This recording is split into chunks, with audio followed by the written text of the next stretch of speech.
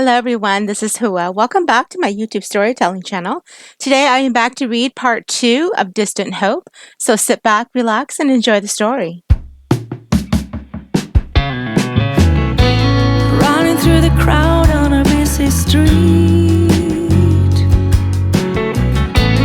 need to find some air in the summer heat. So how about the music, like a whisper from the sea, and a little slow dancing with me. Stacey threw the bed sheet over the line and secured it.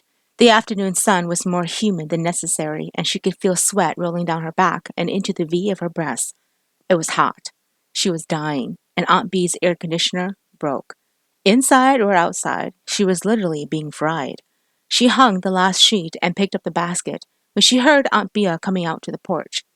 She was dressed in a light violet skirt and a sleeveless white button-down blouse. Stacey had on shorts and a tank top which she wanted to shred off of her body. She set the basket down on the front steps and sat down, breathing loudly.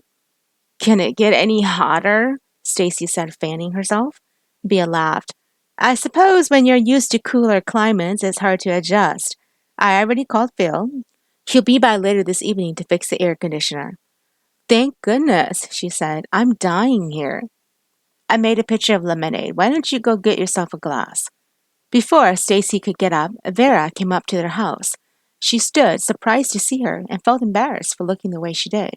She ran a hand through her hair and swallowed hard. Vera looked incredibly great after so many years and still carried kindness in her eyes. "Stacey, how nice to see you back in town," she said. She smiled. "Thank you, Vera. I didn't know you bought the house next door to my aunt." Nodding, she replied, "I did. It was vacant after the Sheltons left, and since it could give me a chance to keep an eye on your aunt, I bought it. How are you? You look great." "I'm fine, thank you. You look incredible yourself." "Why, thank you, my dear." "Come on up," Bea said. Vera turned toward her. "Oh, no. I was on my way to Lizzie's birthday party at Brandon's. I wanted to come ask if you two wanted to come along." Stacey sighed and turned to glance at her aunt. "Oh, Brandon mentioned that yesterday. Um, I don't know." Vera smiled and touched her arm lightly. "Look, I realize it's a lot to take in being back after so long, but truly it would be fun. Plus, you and Brandon can talk about your memories of being best friends. Your aunt sure could use some fresh air and some good food. You too, actually." "Let's go," Bea said before Stacey had a chance to object. "All right, we'll meet you there." Running through the crowd on a busy street, need to find some air in the summer heat. So how about the music, like a whisper from the sea, and a little slow dancing with me. Brandon's house was a white ranch-style home with an attached two-car garage, and it sat on a corner lot. It was 2 blocks from Aunt Bea's home, and so the two of them walked. When they neared, they could see Brandon outside, cooking on the grill. Lizzie's laughter was heard in the backyard with the sound of a dog barking. Stacey felt her hands tighten around the wheelchair, and sweat began to form, and it wasn't from the heat of the weather. He looked too good standing there, dressed in jeans and a white t-shirt that showed off the muscles of his arms. He looked up, and she felt his gaze melt into hers. "He looks good, doesn't he?" Bea asked. Stacey didn't answer as she wheeled her to where Brandon stood and stopped. He smiled, set the pair of tongs down, and walked to them. "I'm glad you guys can make it. I'm just finishing up the meat here. Bea, did you want to go inside?" "Is your mother in?" He nodded. "She's working on the fruits." "Yes, I will, if you just get me up the stairs." But before Bea could finish, Brandon picked her up in his arms and carried her inside. Stacey watched with a jump in her heart and pushed the wheelchair aside, where she picked up the pair of tongs and began flipping the meat on the grill. She could hear Lizzie's laugh in the backyard, and she smiled. "Thanks," Brandon said as he came to stand beside her. She looked up at him as he handed her a glass of lemonade. She exchanged the tongs with the glass and took a long sip from it as his eyes held her gaze.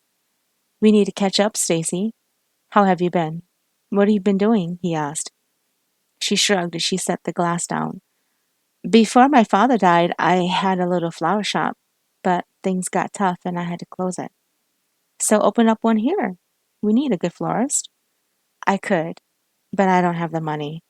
I'm not exactly in a position at the moment anyway.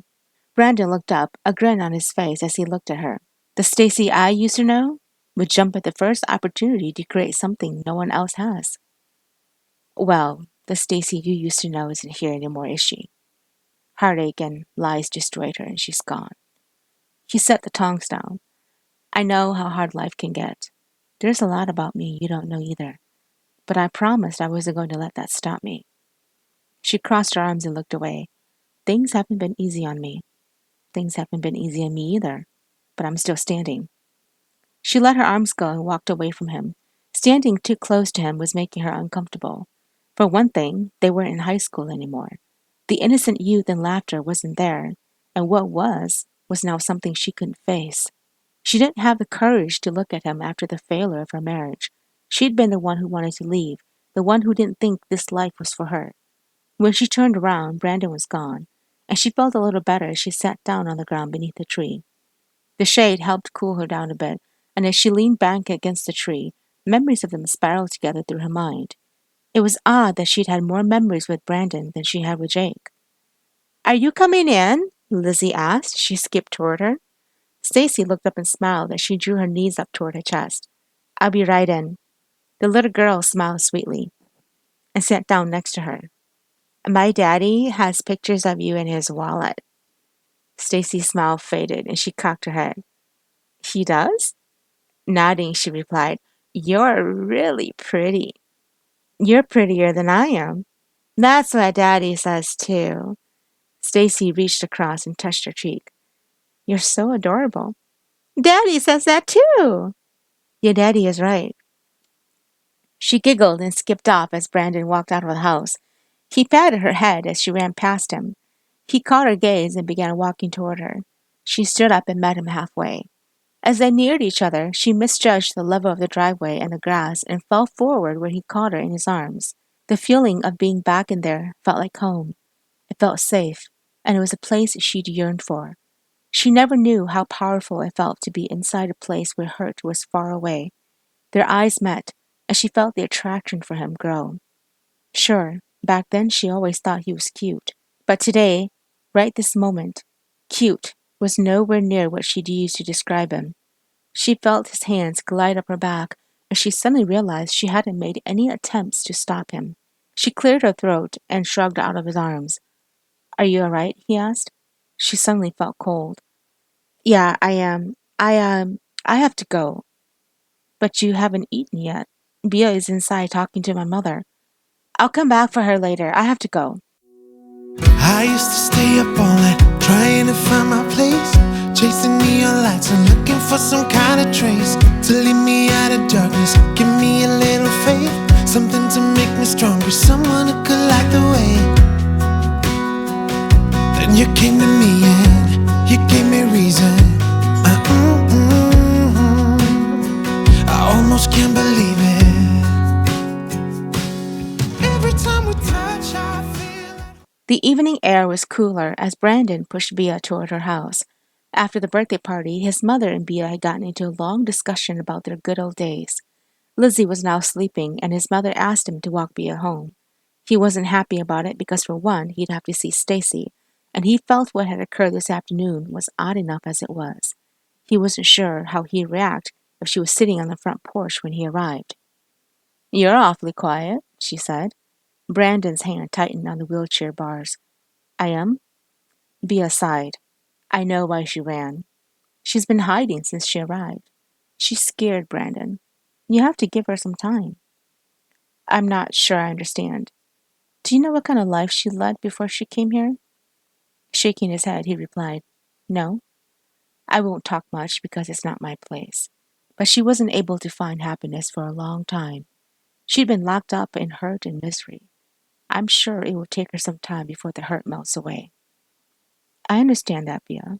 I've been through a downfall myself. Stacy is a tough girl. It took a lot of guts for her to come back here where she grew up to face old friends. Jake wasn't the kindest man on earth, but he didn't break her even if that was a plan he had in mind. She's still fighting somewhere inside. Brandon didn't answer, and as they rounded the corner, Bia's house came into sight.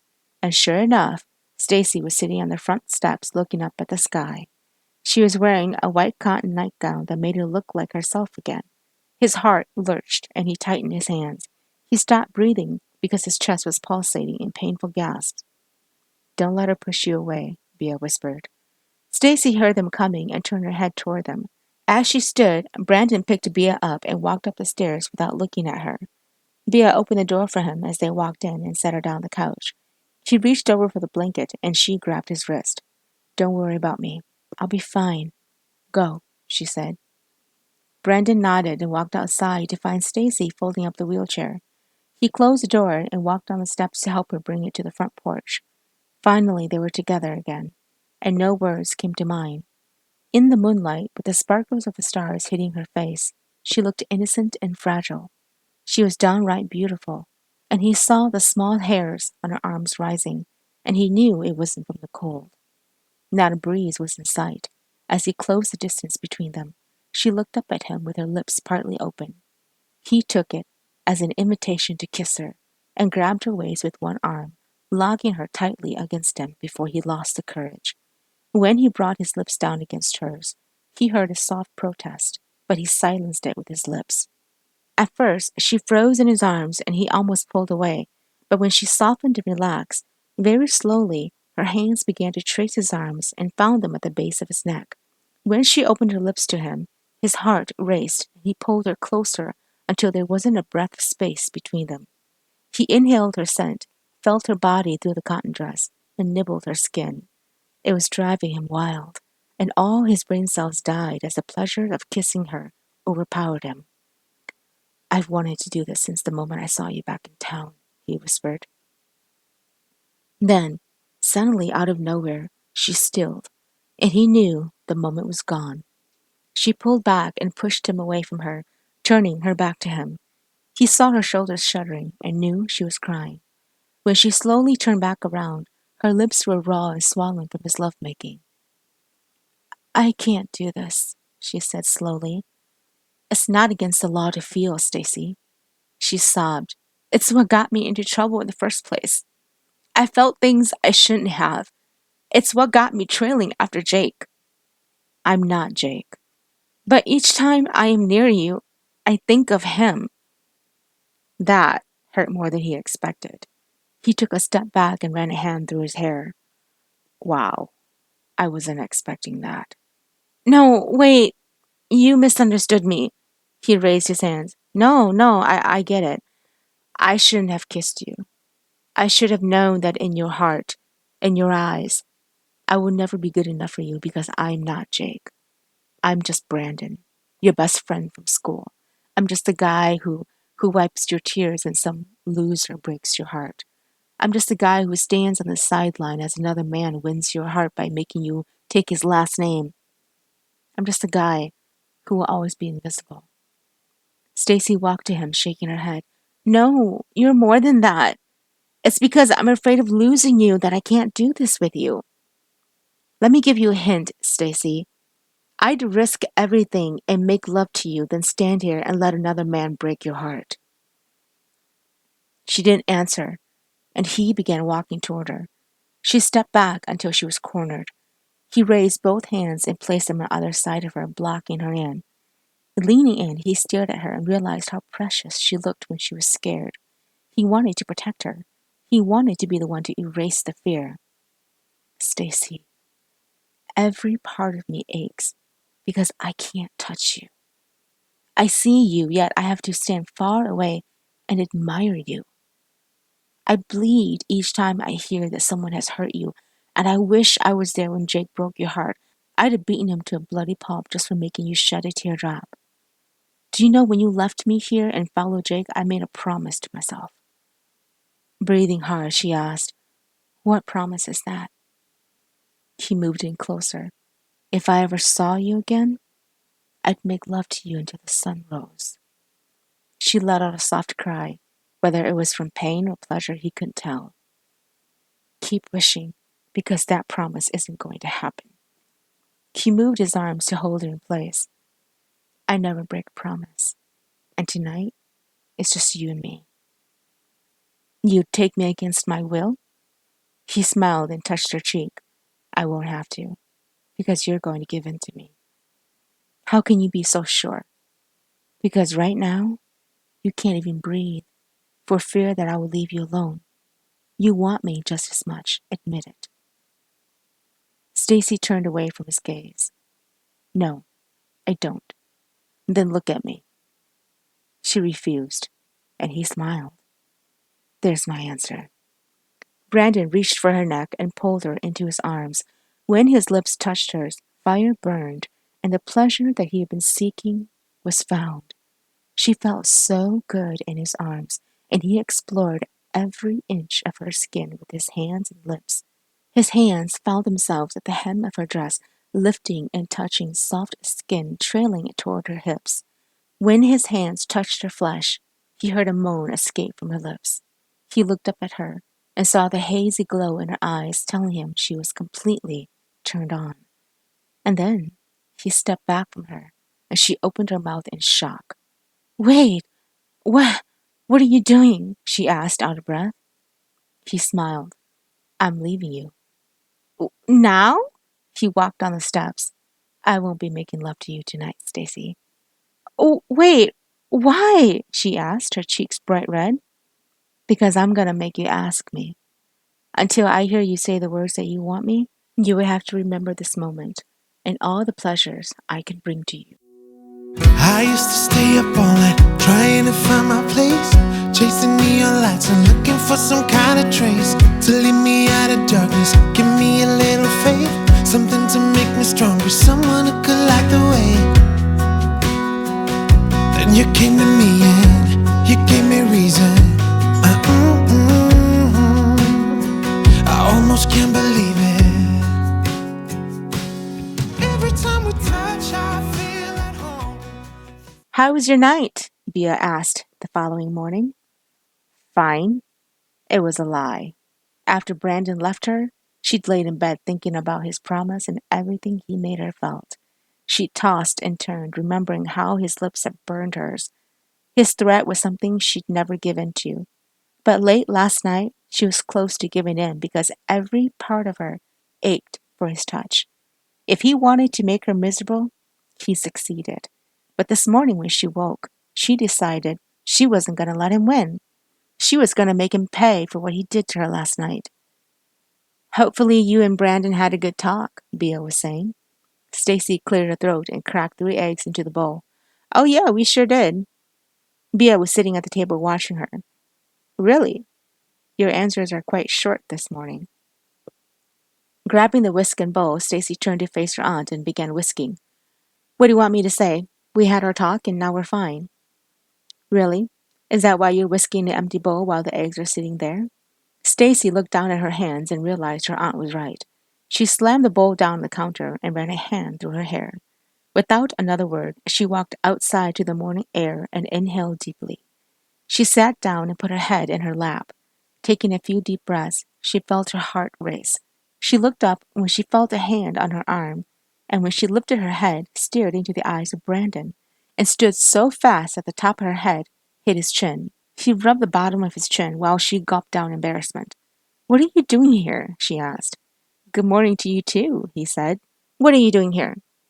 Please don't tell me you're still upset about last night, he asked.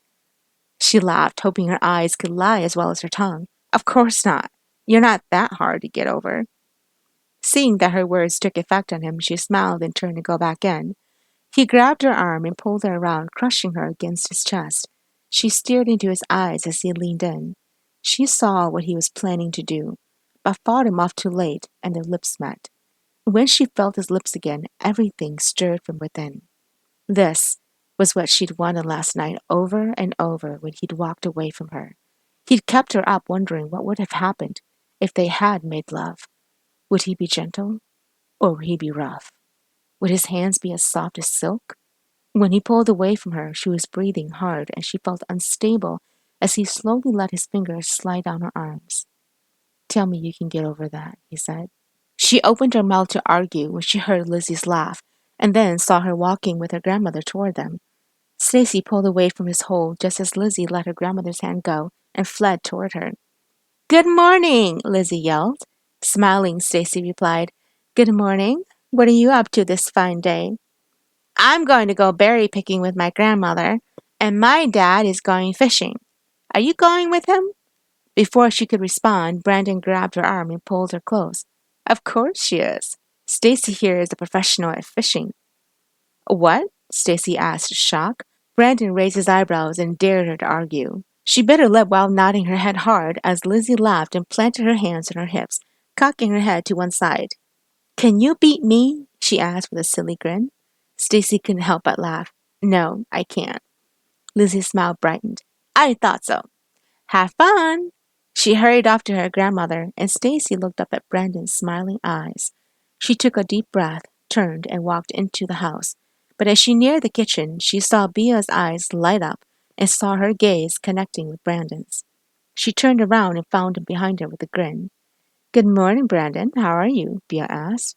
I'm doing great. How are you? It's not raining, she replied. Stacey frowned. What are you doing here? I thought our conversation was over. Did you forget you're going fishing with me? No, I'm not. That was just for Lizzie's ears. He crossed his arms, amazed. So you lied to my daughter. She opened her mouth and then closed it immediately. I'm not going fishing with you. Go on, Bea said. It's a nice day for fishing.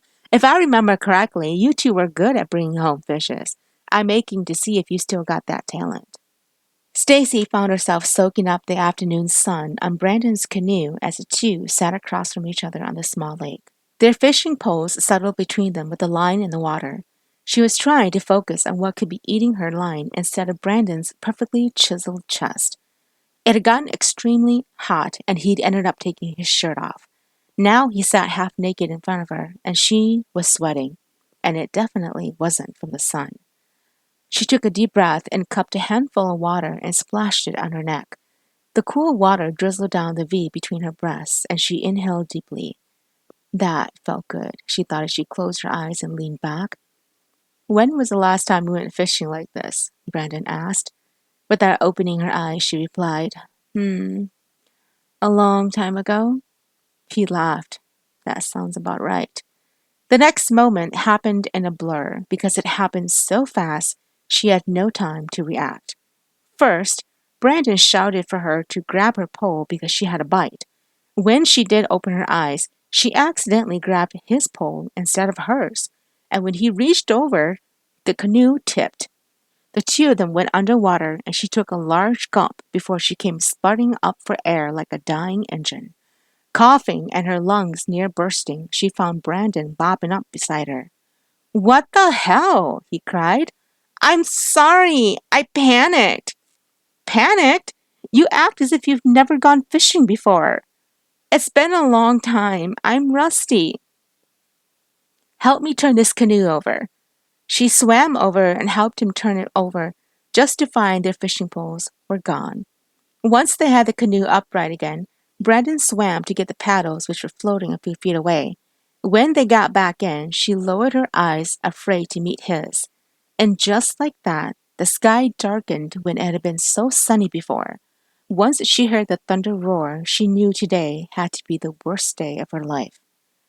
Let's get out of here, Brandon said. That's the best idea I've heard yet. As they began paddling toward shore, the sky began to rain. Once they got on land, Brandon had tied the canoe back onto his truck. She walked around him to the passenger side when he grabbed her arm and spun her around. I can see right through your shirt, he said. She looked down, and when she looked back up at him, he captured her lips. The feeling of paradise exploded within her, and she didn't argue when he pushed her inside the truck, fighting her shirt off of her. She ran her hands down his back and felt his skin beneath her fingertips. When she opened her mouth to take him all in, he groaned and fought the buttons on her shorts. I hate to do this here, but all afternoon long I just couldn't get you off my damn mind, he said as he pushed her down on the seat. I was up all night thinking about you too. Good. That's how I want it to be. Thank you for tuning in. Chapter 3 will be uploaded shortly. I used to stay up all night trying to find my place, chasing neon lights and looking for some kind of trace to lead me out of darkness. Give me a little faith, something to make me stronger, someone who could light the way. Then you came to me and you gave me reason